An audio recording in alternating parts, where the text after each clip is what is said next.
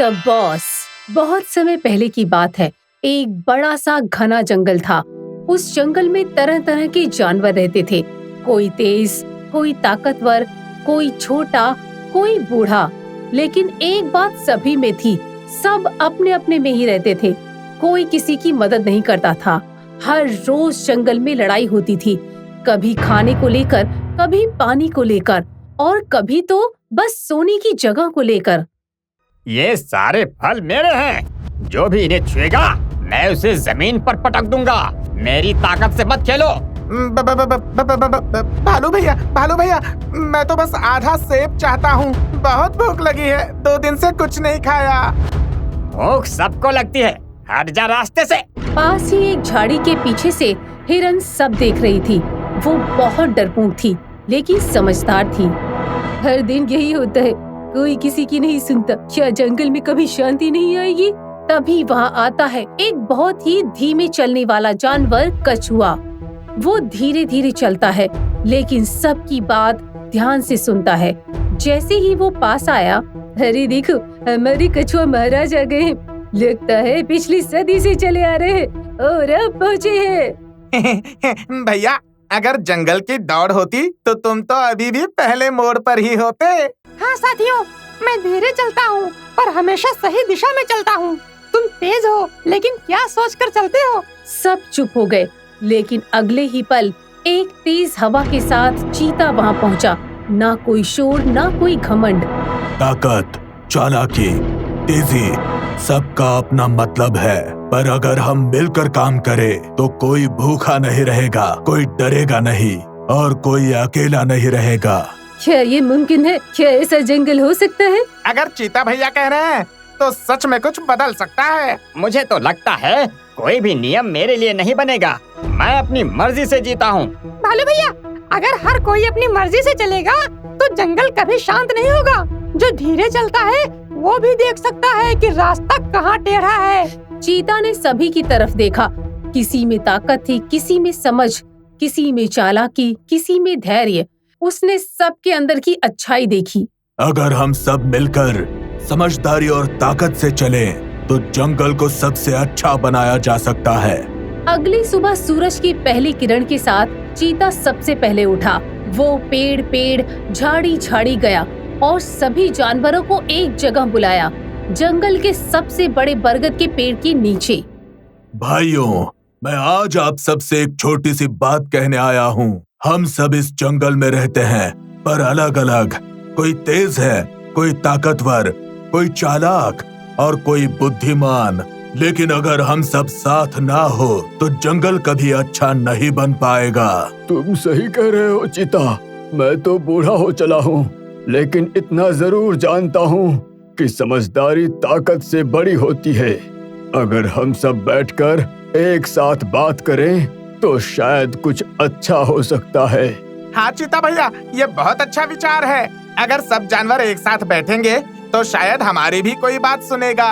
अभी तो बस बड़े जानवर हमें डराते हैं। मैं तो हमेशा डर में रहती हूँ। कोई दिन ऐसा नहीं जाता जब मैं कांपती नहीं हूँ। अगर जंगल में शांति हो जाए तो मैं भी चैन से सो सकूंगी। मैं बहुत धीरे चलता हूँ, इसलिए सब मुझे बेकार समझते हैं, लेकिन मैं बहुत कुछ देखता हूँ। ये जंगल टूट रहा है। अगर हम सब साथ नहीं हुए तो सब कुछ खत्म हो जाएगा। तुम सब बातें तो बहुत अच्छी कर रहे हो, लेकिन क्या इसे सभी जानवर मानेंगे? कोई क्यों मानेगा तुम्हारी बात? मैं ये नहीं कह रहा कि मैं सबसे बड़ा हूँ। मैं तो बस ये कह रहा हूँ कि हम सब मिलकर एक जंगल सभा रखें।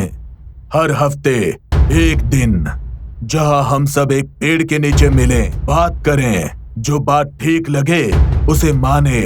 कोई जबरदस्ती नहीं होगी, बस मिलजुल कर बात होगी।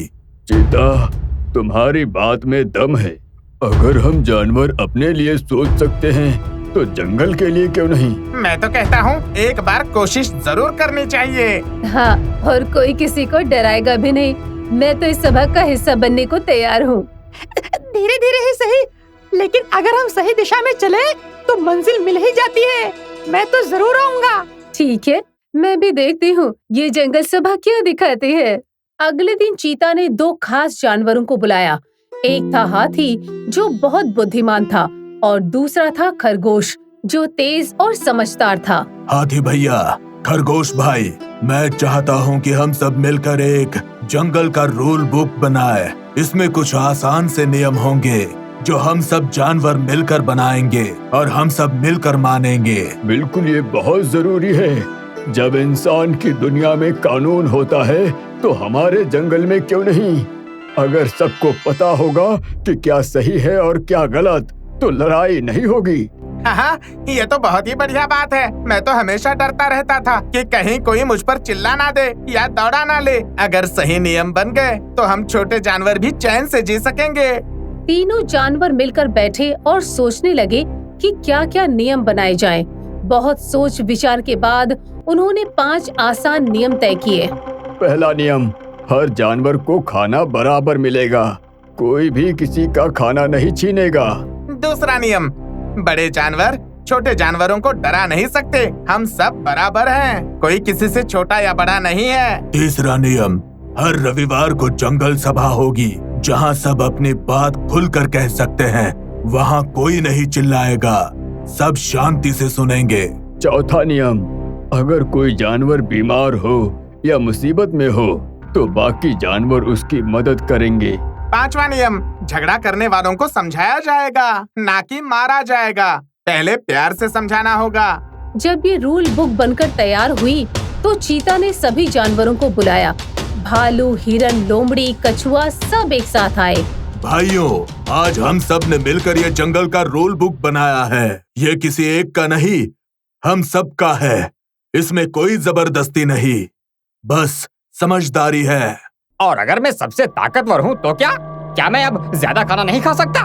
मैं तो मेहनत से लाता हूँ।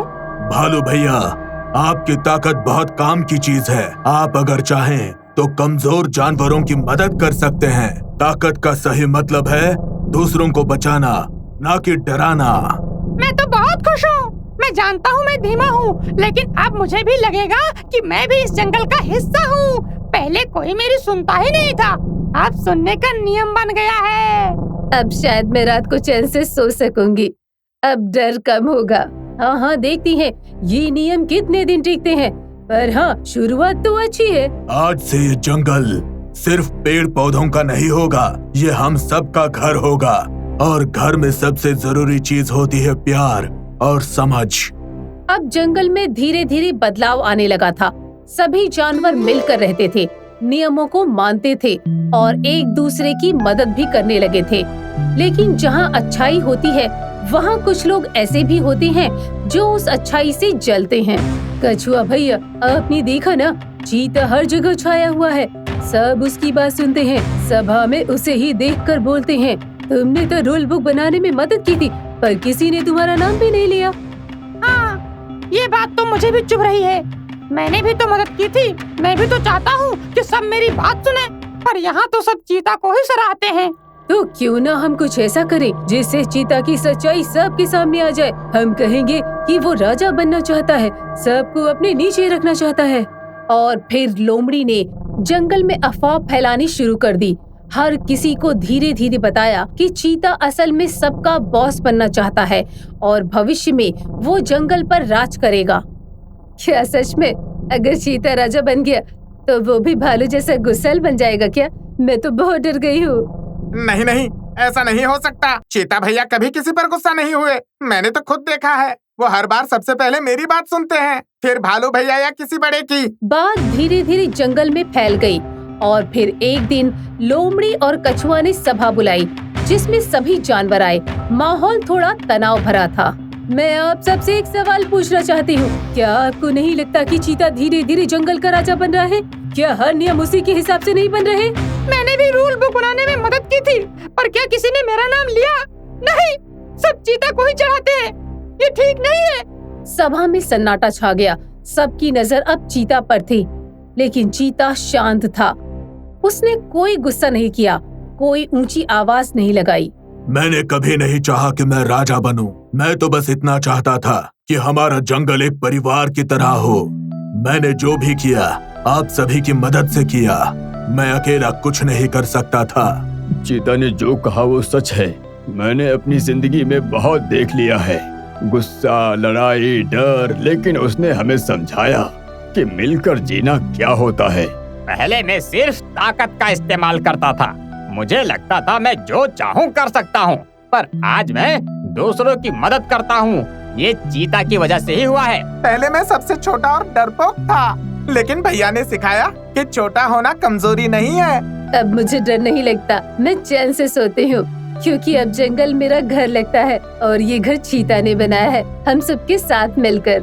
सभा में अब सबकी आंखों में सच्चाई साफ दिख रही थी। लोमड़ी और कछुआ को भी समझ आ गया कि उन्होंने गलत किया। मुझे माफ कर दो, मैं ज्वेलन में कुछ ज्यादा ही कह गई। मैं भी अब मिलकर काम करना चाहती हूँ। मैं भी गलती पर था, मुझसे भी गलती हो गई।